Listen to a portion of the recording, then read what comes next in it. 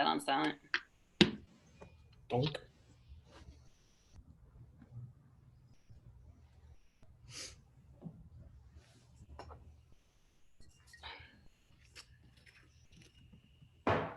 All right. Clinkety clink, clink, clunk, clunk.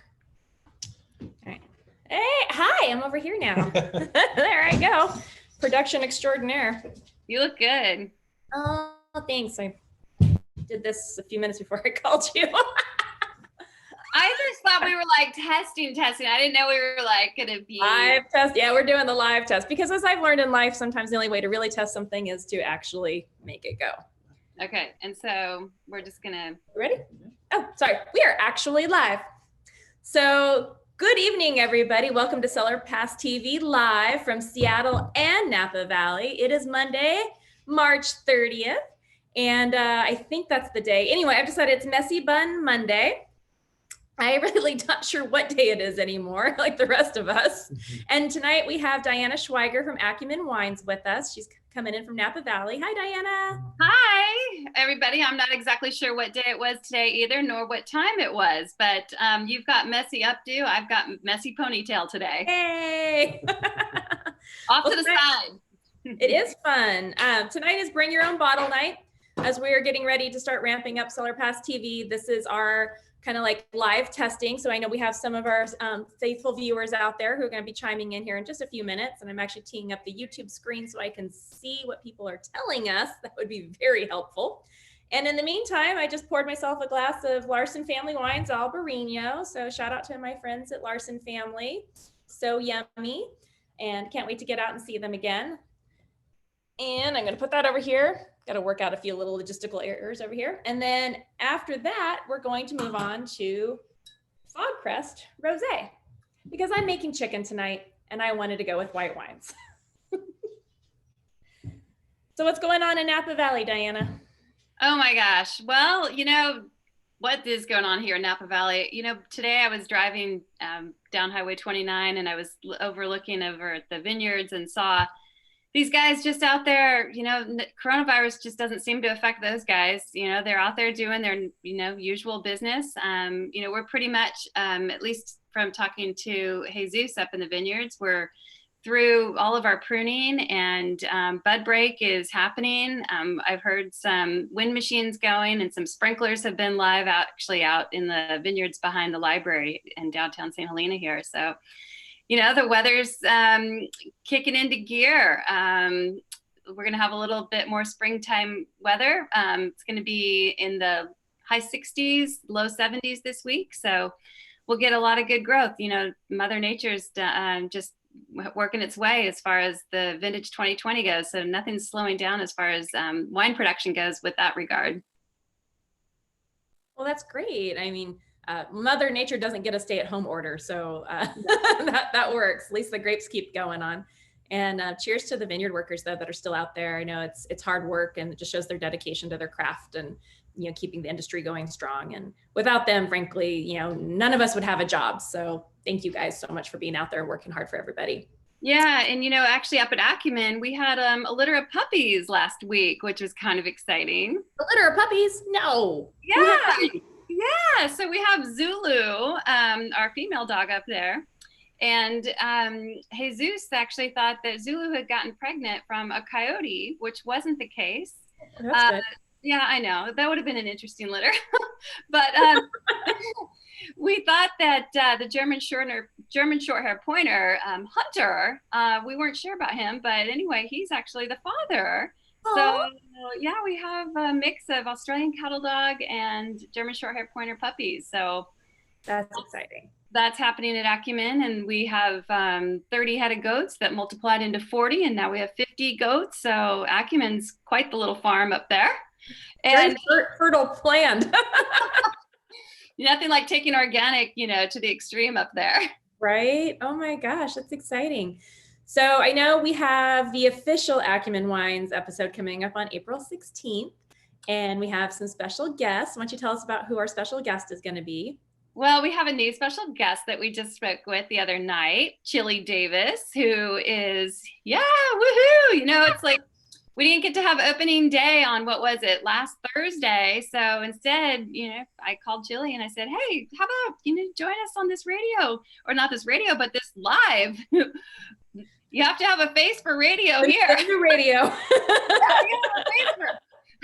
A voice for TV here. So anyway, he's got all of it going on. But yes, so that'll be exciting. He's actually the batting coach right now for the Mets, and he was a player for the San Francisco Giants and for the Twins, and was recently batting coach for the Red Sox. So it's going to be really exciting to have him be a part of it. He's a big wine lover, and he's been a longtime friend. So when he just called out of the blue to talk to my little guy about how's little league season going, which I said, no, he's not little league anymore. He's actually a sophomore in high school playing on the varsity team at St. Helena High. So he agreed to come on our show and talk a little wine, talk a little baseball. So it's going to be a lot of fun. That's going to be so much fun. I'm really excited. I can't wait to start getting like all the special guests lined up and get all this going. It's been a monumental effort, to say the least, to go from just a basic virtual tasting to bringing in all the different characters and people and sports athletes and car designers and comedians and everything to create a very unique opportunity to unite multiple interests over wine. And it's something that I think is a universal language in many ways, and brings more to it. If you're not into wine or you simply don't drink, there's always something going on that involves everybody. And that's one thing that CellarPassTV really wants to bring to the table. Well, it's nice that we have that opportunity. I mean, wine, that is such an icebreaker anyway. And it, so often, even in the tasting room, it's always 10% about talking, it seems 10% of the time talking about wine. And the rest of the 90% is, okay, so what's your family life like? What are your kids up to? And that's what I think is kind of fun about your show here, and what you are offering to the consumers out there and the general audience is an opportunity to get together over wine, but talk about some other things. And so that's so ingenious of you to bring in other people like comedians, help break it up a little bit and have some fun during these times. It's going to be really cool. My pillow's slipping. Hold on. Oh. I feel like I'm really like comfortable, Sarah. I know. God, my recliner. I really feel for like all the anchor people, all the news anchors that are like now streaming from their homes, and just understanding like all the awkwardness that they must be going through from not having their makeup artist, as we can definitely tell, and B, like just getting like their home, studios set up, and just so who came to your house and did you up, girl? You're looking good. This is all me. Wow. Okay. The next stream will be on-camera makeup lessons. Clearly, I need them. My dog was at the vet today, so this is what we get. A la veterinarian look. A la veterinarian, little stressed out. Like, I just had to schedule this on, what couldn't be even a more stressful time. Let's just, bring the dog in for surgery today. Well, I gave you like, 4.5 minutes notice, so you're welcome. I didn't even know that we were actually doing this. I was like, yeah, sure. I could do something a little different tonight. Yeah, why not? What else are we gonna do? All right, so now I'm gonna move on to the Fog Crest Rosé, because I love me some rosé. Where's that? Where's the grapes come from on that one? The grapes it says it's Sonoma County. Let me do a little reading for the class. What part of Sonoma County? What city? Sonoma County's so spread out. I know, it's huge. And a lot of people don't understand that. I do believe this come out of Sebastopol mostly. Okay, yeah, because we both grew up in that area. Yeah. Sorry, I didn't mean to interrupt you. No, it's fine. Actually, Sonoma County is one of my favorite places on the planet. I've loved living in Napa Valley for all the years we were there, but Sonoma County is kind of like, I don't know, that's home. And someday if I could have a coastal area piece of property, maybe that'd be just amazing. Oh, definitely. Till then, we're up in Seattle area, and then we come down to Napa Valley. So that's a rosé of what? What grape variety? Let's see. I didn't finish reading the label, and I didn't study before my test. I interrupted you. That's okay. I'm just seeing, actually, this is a question for Fog Crest, which I will have to ask them, because it does not actually say what it is a rosé of. I'm going to go on a limb and say it's probably Pinot Noir. Okay. That makes a lot of logical sense. Yeah. It actually does. Sonoma Coast. Yeah, definitely. And it actually has a nose very, very similar to Pinot. All right. Excellent. And I am not a sommelier by any means, and I don't pretend to, but I usually guess pretty well. Okay. Well, good for you. I was going to also maybe guess it could have been like an Old Vine Zin too, old rosé. Oh, it could be. So I will ask them later and hopefully follow up on that tomorrow or Thursday and be like, so I finally figured out what's in my glass.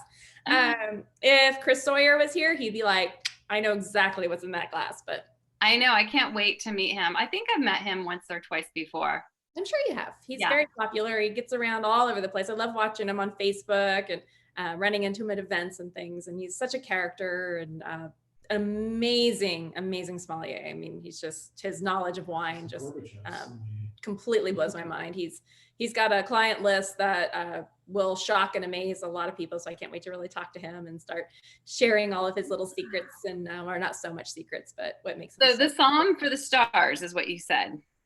Yeah, so he's worked with some different recording artists, some notable characters in global leadership. Okay. I don't want to give all the tidbits away, but people have to tune in when he's on air with us and to find out more about Chris. And you, my dear, you are an avid water skier. I am an avid water skier. Oh my gosh, yes. I think it's so interesting that we pulled that one out of my bio of all the other sports. That is actually one of my biggest loves. And we're going to start skiing.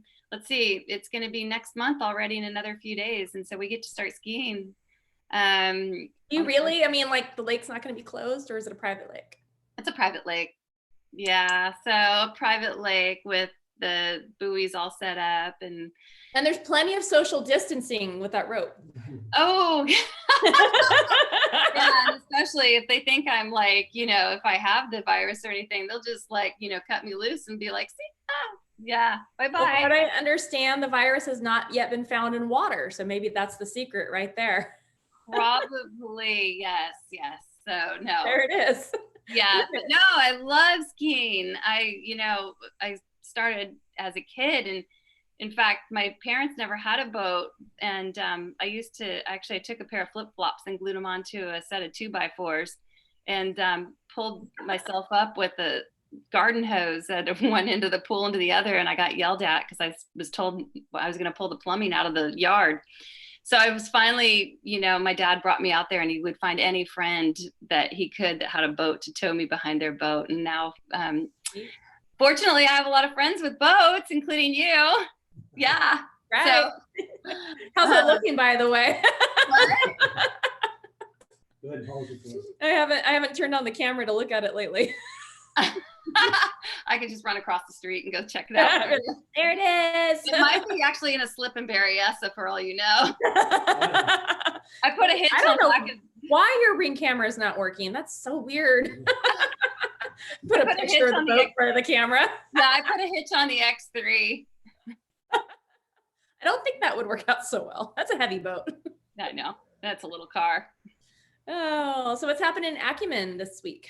Oh gosh, you know, we just shipped our club shipment, and that's going to be great because we'll have club members out there that are going to be ready to watch the show and talk about some of the wines that we'll be talking about in another couple of weeks, and which would be a couple of our new releases that we just bottled, the 2018 red wine and the 2019 Sauv Blanc, and then we're going to pull something out of the library, which is the 2013 Peak Cab. So got that. And then let's see, we've sold actually quite a bit of wine already for this show. I know, so I'm excited. You're like the leader of the pack. People are like asking me, you're like, well, you know, like how much wine gets sold, you know, for wineries that are interested. I'm like, actually, you have the potential to sell a lot of wine because there's a lot of thirsty wine lovers stuck in their homes right now that are just eager to have a reason to support wine country. They love it. I keep getting emails and phone calls saying, how can we help? How can we help? I said, you can help by buying the wine. They will ship it to you. But then they're bored. So join us online and sip along with us. So easily. No, I know. In fact, I was talking to some girlfriends in New York over the weekend, and they're going to put together a nice big order, and they're all going to be joining us. So That's this time is a really good time too, 6 o'clock, because they're just sitting bridges both coasts pretty well. Yeah, we can get both coasts because I have a lot of friends from Ohio. We signed some people up in Arkansas. We even have some folks over in the UK that are going to be joining us. Yeah. Wow, I'm now nervous. Just kidding. I might be drinking, Acumen Red Blend for breakfast, but it's breakfast wine. It goes well with sausage. Yeah, we'll start with the Sauvignon Blanc. We'll break them in easy. But so yeah, and then the other thing, let's see, that you sent out today was these passport deals. So we quickly turned on a dime for that. Yeah, we're excited about that. Still getting more of the offers together, but can't wait to get it out in actual email to all the passport holders. But it looks like, fingers crossed, we'll have all the participating wineries agree to extend the usage date, which I know passport participants will love, and giving them an opportunity to buy wine right now to enjoy in their homes with the rest of us in our lockdown grounding situation. So yeah, we're all teenagers right now. We're in 6 square rooms. Right. We put together some other special bundles for people to be able to buy with the passport program. Yeah, so we'll have fun with it. I'm really excited. I think there's a lot of opportunity with passport too that we can play with. Again, getting everybody on board to extend it to the end of the year would be huge. And then I would love to tie it to a fundraising effort for like COVID relief in Napa Valley. I don't know if you know of any programs that are going on now or funds that are being generated that might help like the more immediate community. Because I don't want it to go to some mystery box. I want to know that it's going to either help, small restaurant owners and local businesses and people that we actually know that, we walk by at the grocery store every day or, restaurants and, just to kind of see it in action. But I think it's perfectly poised and it's a great avenue to do that. And I know that nationwide, I think a lot of people would jump in to support that cause. And yeah, no, I think that that's a really good link. We're already going to make it, a nice buy for people. It's kind of going to be like, if they were to have the benefit of having the opportunity to taste the wine in our tasting room, this would really pretty much be like, we're going to bring the tasting room to them. So you can't come to wine country, but wine country is going to come to you in more ways than one. Yeah, so we put that together today. One of the things too that we're doing at Acumen, and not just here in Napa Valley, but we obviously, some of these restaurants that are having to unfortunately just close their doors right now, but they're still offering takeout. And what we're doing is, there's some retailers around the country, though, that are still in business, chains and, the Krogers and Safeways and Albertsons, Vons, Pavilions. But, there's other independents, too, that are still servicing the general public because everybody's buying wine. Those stores are, still open.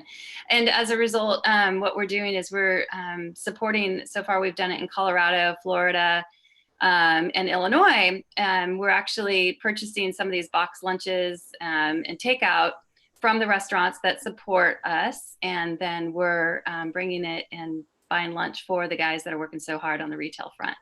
That's really, really cool. That's such a fun way to, again, creating community and uniting even in a time when we're so isolated. It's like we've all been ripped apart and we're all finding ways to come back together in one way or another. And I think that's really cool. And it's, if anything, this is restoring my faith in humanity on a great scale. I mean, honestly, in the last, couple decades, I've come going like, I don't know about us. I really don't. But strangely enough, this the pandemic has actually shown the hearts and creativity in so many to help each other, to find ways to, hopefully get us all through it.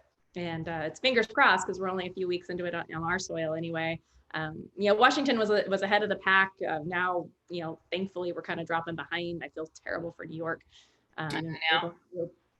But on the bright side, I think Washington also proved that when communities kind of retreated on their own, it didn't take our governor to tell us, hey, y'all need to, head home. Aside of Seattle proper, we're just, everybody just kind of did it on their own. And the big businesses sent their workers home who could work from home almost immediately. It was, weeks before we were getting official notices on the news about, stay-at-home orders and things.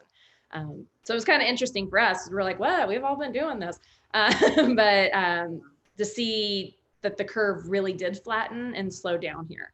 And I hope that that holds true, because I'm suspecting that that's probably part of it. And then it's just gotten a little bit more, restrictive. Thanks to everybody who went to Alki Beach a couple weeks ago, and it was like 62 degrees here. We thought it was summer. Hey.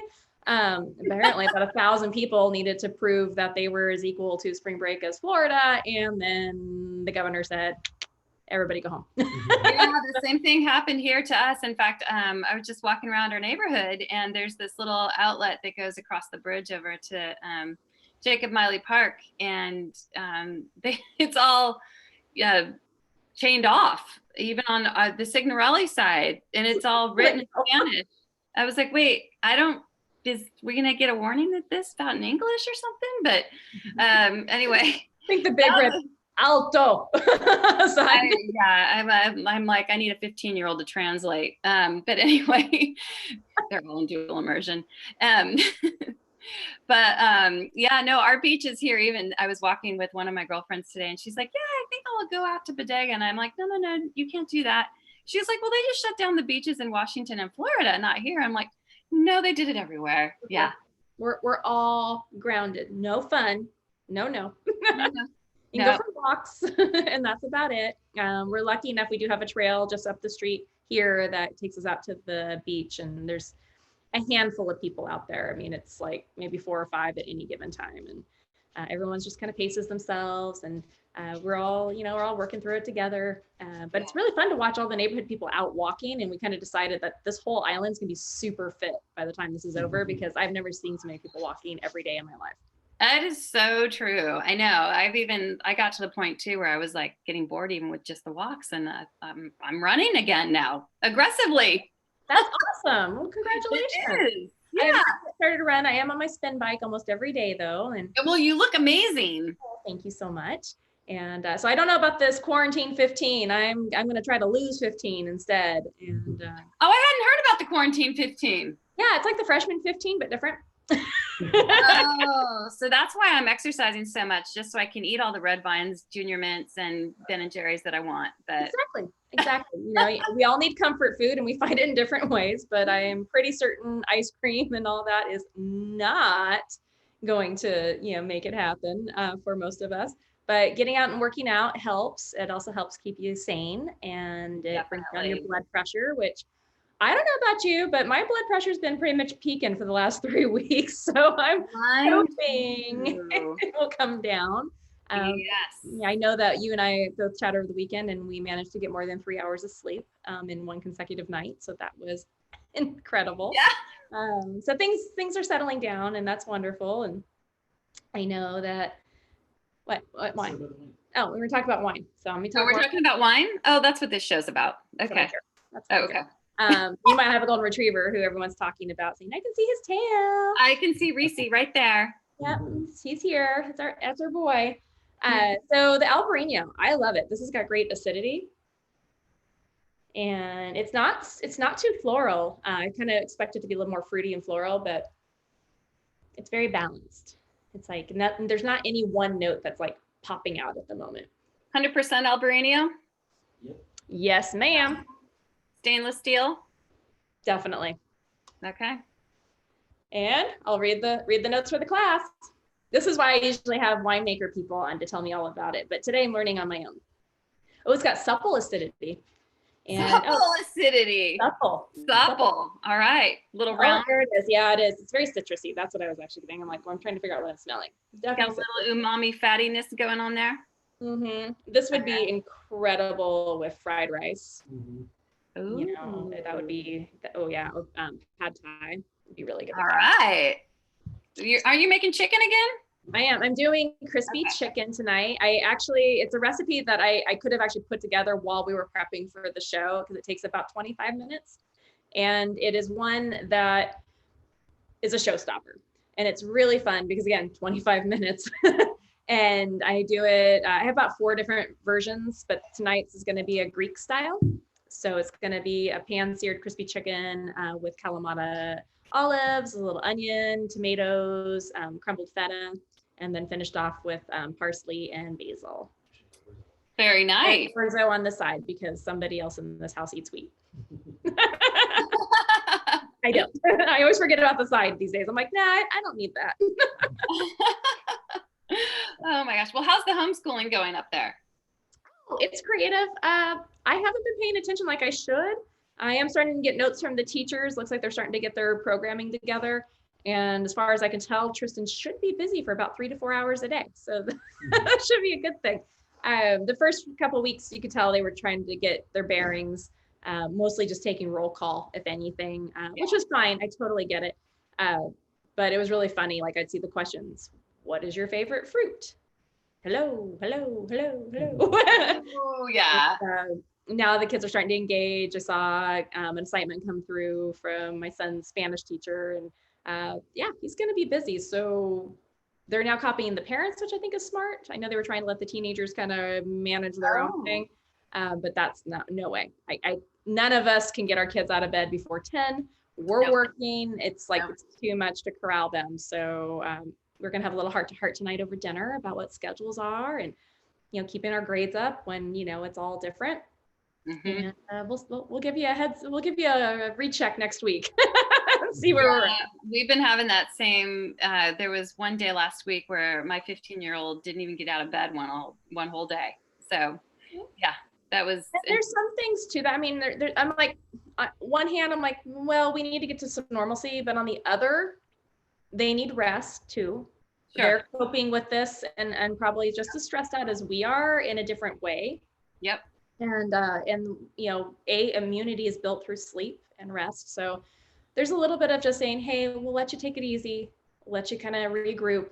But now we need to start like getting into a new rhythm, because I think yesterday the stay in place orders nationally were extended till the end of April. Yeah. And Virginia just announced theirs, that they just imposed theirs till June 10th.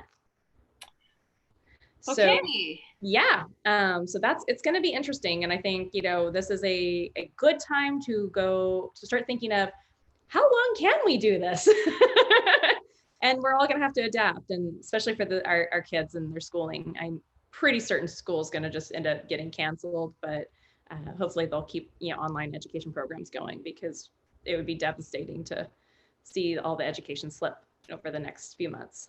Well, yeah, we have to definitely, I think that this is the week to crank in and establish some sort of a routine for them. I know that I definitely have let a few things slip through the cracks as far as how they deal with things, letting the video games and the shows be a coping. It's like self-coping for us too, right? It's like, oh yeah, you're fine. Just stay over there. Let me get my conference call done.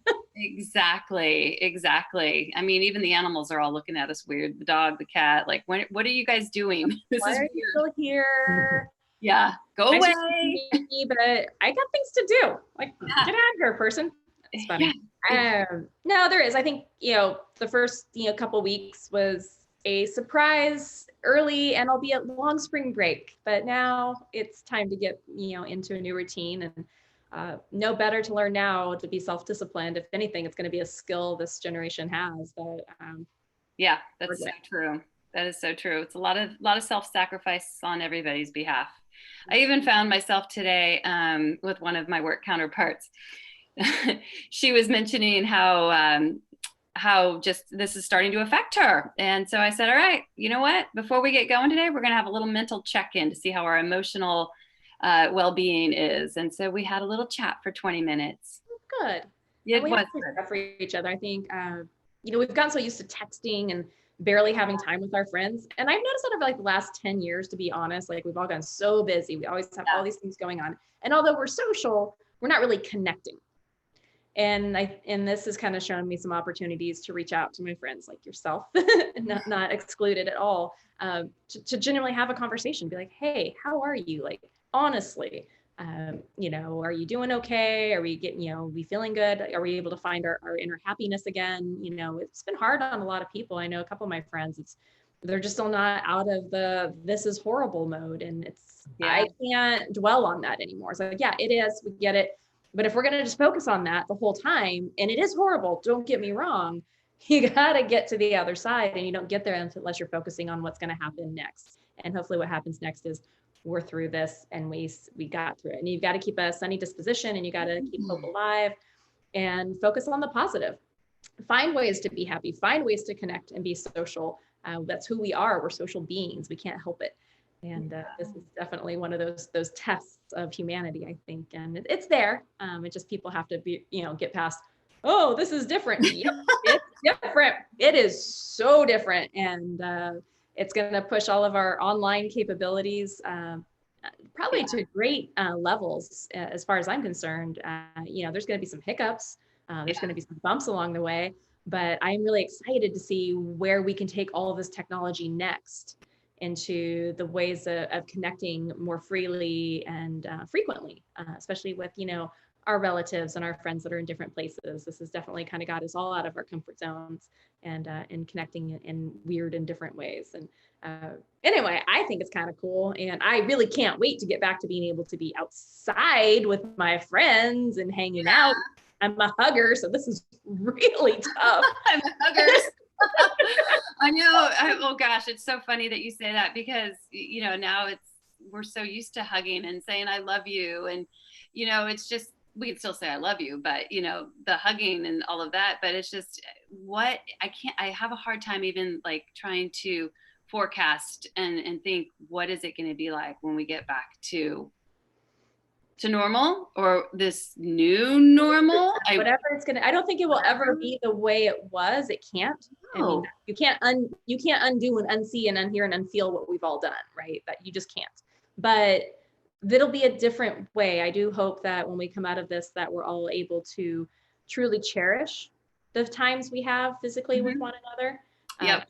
Use those opportunities a lot more meaningfully. Yeah. I think one thing that I'm noticing a little bit more is a skill set of listening better, and how we listen better, and tracking what we say, and not just listening to the words that are being said, but actually hearing what the other person is saying. Because so much of what we are doing, whether it be texting or talking on the phone, is having to actually, pick out what that person's saying and be super clear about the message, so that things don't get lost in translation. This is true. This is very true. And texting and email, as we know, it doesn't convey emotion very well. I mean, all the emojis in the world don't really give you that inflection or to pick up on those tones and those subtleties that, in person or even communication like this, where we can hear each other, we can see each other, can do so well. But it is tuning in. I think it's helping people be a lot more clear on what they need. Yep. Because again, miscommunications can happen so easily, but if you're clear with what you need, then your friends can pick up on that. And that's really helpful. And I'm being clued in to talk more about the wine, because that's what we're here to do. So now I'm on the podcast Rosé again. You and I are just having our own little talk show here. We totally are. I'm back onto the rosé. I love rosé. It's one of my all-time favorite wines. I drink it year round. This is about rosé season when we start seeing all the releases cap in. But I always tell people, save a good caseload and put it in your closet for the fall, because it's delicious with Thanksgiving, turkey, and all those good things. But it's always so crisp and refreshing. Great palate opener. If you're not if you don't have whites, or you're not really a huge fan of whites, rosé can help bridge that gap. But it's so nice. It's like, this one's very strawberry, and something that you can just unfortunately drink way too easily. That does happen too. But it's really delightful. Again, pairing well with a variety of foods, from not only appetizers and fruit and cheese, which is like the easiest, most simple pairing you could ever do, but getting into, again, some of like those fattier foods, pizza and rosé. Hey, works out really well. Fried chicken and rosé. It's kind of like bubbles too. Bubbles gives you that same variety as far as how you compare it with foods. But rosé is always really nice, really fresh. For the most part, I happen to like it. Pairs well with any water sport, pools, lakes, oceans, boats. So I would agree with you on that. Bathtubs, bubble baths. exactly, Mhm. all of the best. It's Yep. a great breakfast wine to dessert wine. Really anytime wine. Actually, we've been getting creative with our cooking. And so one of the things I did the other day that would be great with rosé was a pork chop. And we cut it into little pieces and wrapped it in bacon and Ooh. served it with some homemade mac and cheese. I think that'd just be really, really nice with a good rosé. I love rosé with any. Is that what caught your oven on fire? Oh, yeah. In fact, it is the bacon. Yes. And rosé would be great with that 4-hour house cleanup project. Definitely would have made my mood a little bit better for all that white dust from the extinguisher. But yes, thank you so much for that horrible reminder. But yes, You're welcome. trying to say what rosé would be good with. Cleaning. It's good with cleaning. Cleaning or bacon wrapped pork, as long as it doesn't catch on fire. Or well, bacon wrapped anything is usually pretty good. Yeah. One of our household favorites is rumaki, and it's a dish, usually a traditional appetizer dish, mostly served up in the 50s and 60s at many a cocktail party. And it is basic. It used to be chicken livers wrapped in bacon. Oh, but that sounds good. A lot of people don't eat chicken livers, clearly, because last time I was at Safeway 2 nights ago, that was the only thing in the clearance case was like 80 pounds of chicken liver. So not so popular in modern times, but we make it with either skinless chicken thighs or chicken breast. Okay. And wrap it in bacon and then roll it in brown sugar chili powder. And, very nice. And often you skewer it to hold it all together. So delicious, so yummy. I always make like a huge sheet pan of it, and then I'll like freeze extras and pop it out later on, so you can have like instant appetizers. Well, and Easter's coming up too very soon, in just another couple of weeks. And you got rosé right there. This is a great time to promote that Easter wine. It's in a glass right here. Great. It goes great with dyeing Easter eggs and hiding them all over your house for your kids to find. Creating scavenger hunts. That scavenger hunt could get a little bit more creative with rosé. Yeah. Good. Well, we're really sad. As you know, we were going to have our big CellarPass Easter egg hunt in Napa Valley this year. But it looks like we are not going to make that happen as things are turning out. But hold on to those eggs. So we'll just might have to have like a Easter, Cinco de Mayo, 4th of July, Bastille Day celebration. You know what? Is there a way we could do that virtually? Maybe. Yeah, there's got to think about that. We might be able to make some little eggs.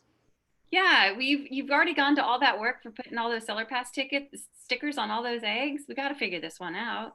And then we could have a physical one in July. It would be fine. Easter in July. Yeah, we'll just do firecrackers then. Be perfect. Yeah. What could go right? But anyway, well, I think we're coming kind of to the end of tonight's episode. We want to talk more about John. Let's talk more about the rosé. What does John want to know about rosé? Yeah, what do you want to know about rosé, John? Ask me some questions. What do you like to drink? What do you like to drink your rosé in, John? Do you like it in a beer glass, a wine glass, a stemless? He's a stemless wine glass guy.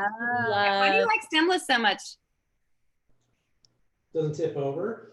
It's great for the boat, great for cup holders. It's more stable. Roadie. It's the ultimate roadie. And saying, hi, Sarah. Hi. Yes, pink stuff is good. So we're starting to get some chatter online. Yay. Awesome. And I'm not sure, do we know if anybody can hear us on YouTube? Because that was really what we were trying to test today. and if they can, yay! We finally cracked that nut. But anyway, so I like rosé anyway.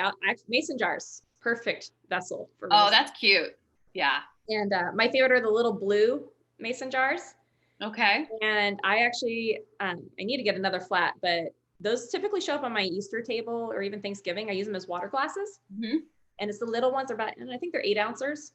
Super cute, really adorable, like with a nice springy color palette on your table, and makes just a super casual but fun way to spruce up, your drinkware. And it's like, $6 for a flat of mason jars. So that is a really cute idea. I like that a lot.